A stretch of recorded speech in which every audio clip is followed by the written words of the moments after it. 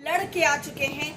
इस वक्त हमारे साथ मौजूद है जनसुराज पार्टी, फिलहाल उसमें शामिल हो चुके हैं कुछ दिनों पहले ही, और कोर कमेटी बनाई गई है। सर, कोर कमेटी बनाई गई है, इसके बारे में जी 125 लोगों की कोर कमेटी जनसुराज पार्टी की आज घोषणा की गई है और इस 125 लोगों में जो हमारे संगठनिक तौर पे काम करने को जो तैयार लोग हैं और जो मजबूत लोग हैं, ऐसे लोगों को प्राथमिकता दी गई है। ऐसे इनके बाहर भी बहुत सारे लोग हैं जो मजबूत हैं, जो कि हो सकता है 125 में हम नहीं ला पाए, लेकिन इनके बाहर भी हमारे बहुत ही संगठनिक मजबूत लोग हैं।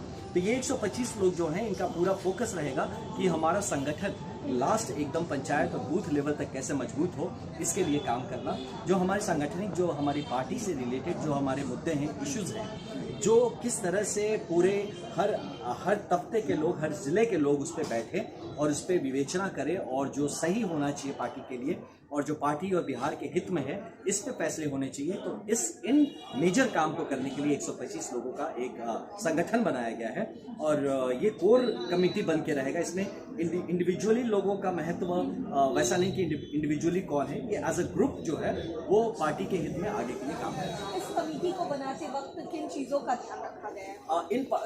इस कमेटी को बनाते हुए जो सबसे इम्पोर्टेंट चीज का ध्यान रखा गया है कि वो सही लोग जो कि सच में पार्टी के हित के लिए सोचे, जो सच में ये समझे कि पार्टी का जो एजेंडा है वो बिहार के एजेंडा से अलाइंड कैसे, एक साथ होकर कैसे काम चले। पहला तो ये क्राइटेरिया।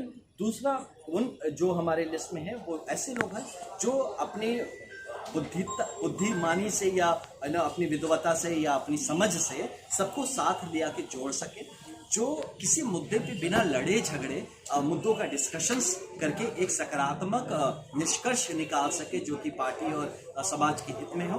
और ऐसे लोग जो कि लीडरशिप को आइडेंटिफाई कर सके कि किस तरह से हम लीडरशिप को, किस लीडर को कहाँ प्रमोट करना है और किनको किस तरह से जो काम है उसका रिजल्ट ओरिएंटेशन जो है कि मतलब वो रिजल्ट दे काम वो करना है। और जो हमारा संगठन जिले पे और से लेके और बूथ लेवल तक जो बनेगा वो किस तरह से सुचारू तौर पे काम करते रहे, उसमें क्या परिवर्तन या क्या उसमें बढ़ावा उसको कैसे देना है, इन सब मुद्दों पे अगर पार्टी के समक्ष कोई इम्पोर्टेंट मुद्दा आता है जिसमें पार्टी का स्टैंड क्या होना चाहिए, इन मुद्दों पे गहनता से ये डिस्कशन कर सके, ऐसा गुण होना चाहिए।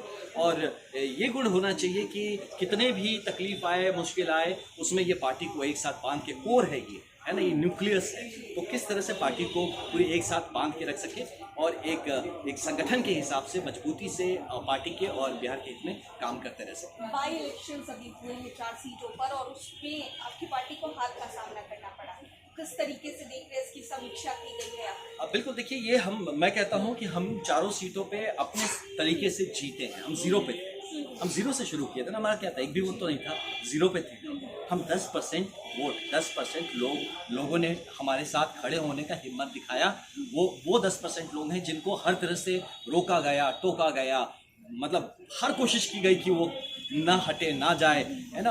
वो सारे 10%, आप समझ सकते हो, 10% डेडिकेटेड लोग हैं जो निकल के आए। और वो भी कितने, एक महीना हार्डली हम लोग जमीन पे एक्टिव थे और हमारा जो सिंबल था वो 10 दिन से ज़्यादा हम नहीं लेके मौका मिला कि हम लोगों तक पहुंचा पाए। तो इतनी कम नोटिस पे अगर हम काम करते तो 10% लोग हमारे साथ आ जाते हैं, जहां जदयू के पास सिर्फ 11% होते। सोचिए, इतनी पुरानी पार्टी में हम 10%, वो 11%।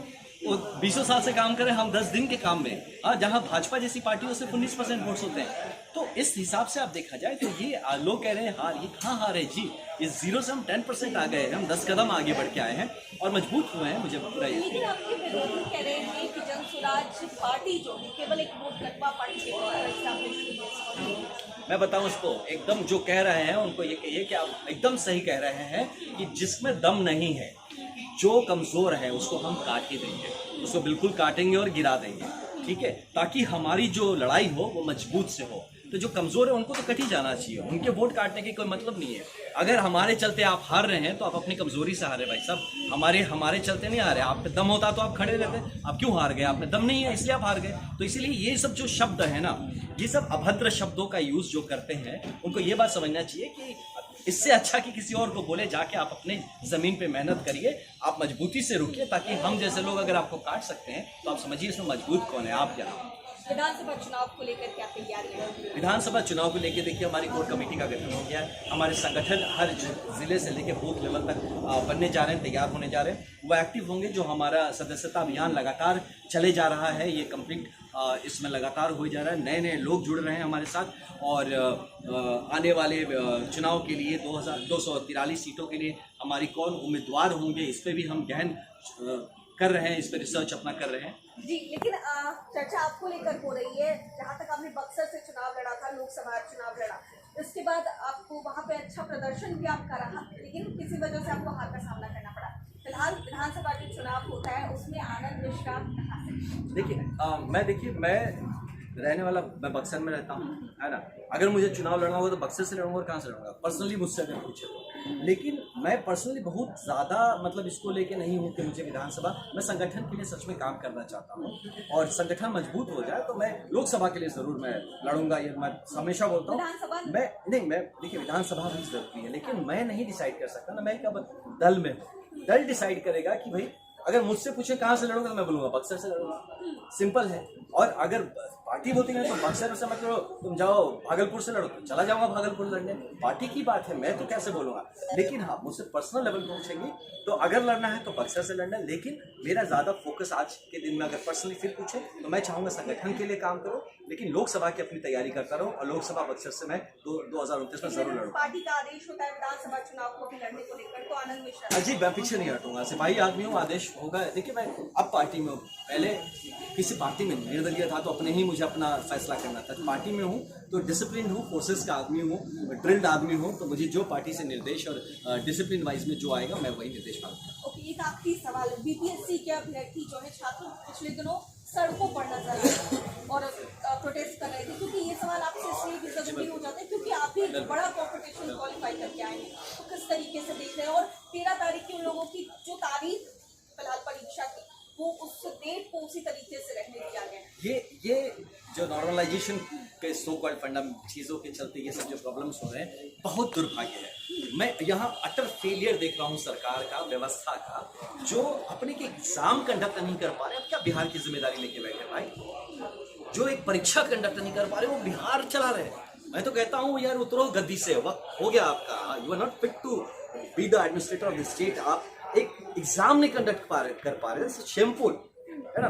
तो मैं यही कहूँगा, और जो हमारे अभ्यर्थी हैं, जो विद्यार्थी हैं, उनको आपने इतना एक डिस्टर्ब्ड सिचुएशन में रास्तों पे आने के लिए विवश कर दिया। डेफिनेटली आपको डेट को पोस्टपोन करना चाहिए, बच्चों को सेटल होने दीजिए मेंटली, और आप जो इश्यूज हैं उसको आप इंक्वायर कराइए, चेक कराइए, तो स्पेशलिस्ट को बुलाइए, उस पर आप एक पहले आप उसका एक एक टेस्ट तो करिए कहीं पे। आप सीधा ला के एक नॉर्मलाइजेशन प्रोसेस डाल देते हैं और लोग को समझ नहीं आ रहा है कि हो क्या रहा है। देखिए बिहार के बच्चे ना डरे हुए हैं, यहाँ पे पेपर लीक का इशू, पैसे दे के नौकरी का इशू, हर तरह के प्रॉब्लम, डरते हैं नॉर्मलाइजेशन के नाम पे पता नहीं क्या हो जाए। ये normalisation is the most abnormal thing happening right now in Bihar. मुझे लगता है कि उसके लिए भी तो नोटिफिकेशन नहीं, देखिए ये जब नोटिफिकेशन जारी किया गया, it can not be now. जब यूपीएससी भी कुछ चेंज करता है ना अपने चीज में, वो 3 साल पहले नोटिफाई करता है कि आज से 2027 से अब ऐसे काम होगा, कि 3 साल का टाइम मिलता है जनरेशन शिफ्ट होने में कम से कम। आप यहाँ 3 महीने का वक्त देते हैं। दिस इज अटर नॉनसेंस, मैं कहूँगा इसमें बिल्कुल इस चीज़ को नहीं होना चाहिए। और अगर आपको करना है, आप इसका साइंटिफिक अंडरस्टैंडिंग क्रिएट करिए बच्चों के बीच में, समाज के बीच में, कि how this is better than the earlier तरीका से, ये बेहतर कैसे है और क्यों ये ज़रूरी है, इसको आप स्टैब्लिश करिए। और आज आप नहीं कर सकते, जो जनरेशन पढ़ाई कर रही है, आप रोज़ दौड़ने का कोशिश करें, 5 किलोमीटर का रनिंग करें, अचानक एग्जाम में क्या बोला तो 15 किलोमीटर दौड़ाएंगे, अरे ये कैसे होगा? वो बच्चा परेशान नहीं होगा तो क्या? उसका तैयारी एक अलग तरीके से, उसकी तैयारी के हिसाब से अपने को तैयार किया, आप सडनली ऐसा कैसे कर सकते हैं? तो इसीलिए अगर ये करना भी होता तो इसकी आप, जैसे मैंने कहा, समझाइए और एक टाइम फ्रेम दीजिए कि 3 साल बाद से हम ऐसा करने जा रहे हैं। तो जिसको जो भी उसमें बोलना होगा, करना होगा, करके खत्म हो जाएगा। अभी की जो एग्जिस्टिंग, इसमें बहुत सारे ऐसे बच्चे होंगे जिनका लास्ट अटेम्प्ट है, उनका क्या होगा? वो तो उसके बलि का बकरा बन गया आपके एक्सपेरिमेंट करने में। This is not possible. Definitely ये तरीका गलत है और इसको सुधार होना चाहिए। और जो 13 तारीख का डेट है, मैं जरूर अपील करूंगा कि इस डेट को पोस्टपोन करके बच्चों को एक बेहतर से सेटल होने का मौका देना चाहिए। मैं बिल्कुल 100% खड़ा हूँ। बस मैं बच्चों के साथ रोड पे इसलिए नहीं जा सकता कि मैं उनको उत्तेजित नहीं कर सकता। मैं खुद पुलिस वाला रहा हूँ, मैं लॉ एंड ऑर्डर खराब करने के पक्षधारी नहीं हूँ। मैं जाके उन्हें उत्तेजित कर दूँ, कहा तुम्हारे साथ गलत हो रहा है, तुम और करो, ये करके मैं राजनीति चमकाने, ये मेरा कारण नहीं है। बल्कि मैं यहाँ एक सकारात्मक राजनीति के लिए आया हूँ। जन सुराज एक सकारात्मक राजनीति का प्लेटफॉर्म है जिसको मैं कर रहा हूँ। हम लोग कभी भी बच्चों को उकसा के उस पर राजनीति नहीं करेंगे, लेकिन 100% हम उनके साथ खड़े हैं। हमारी सरकार बनने दीजिए। ये सारे जो ये सारे जितने इश्यूज हो रहे हैं, जिनके चलते इतनी सारी परेशानियां हो रही हैं, ये कतई और कभी नहीं होगा। स्टूडेंट्स और यूथ के साथ जनसुराज पार्टी की सरकार बहुत मजबूती के साथ नजर आएगी। तो देखिए आने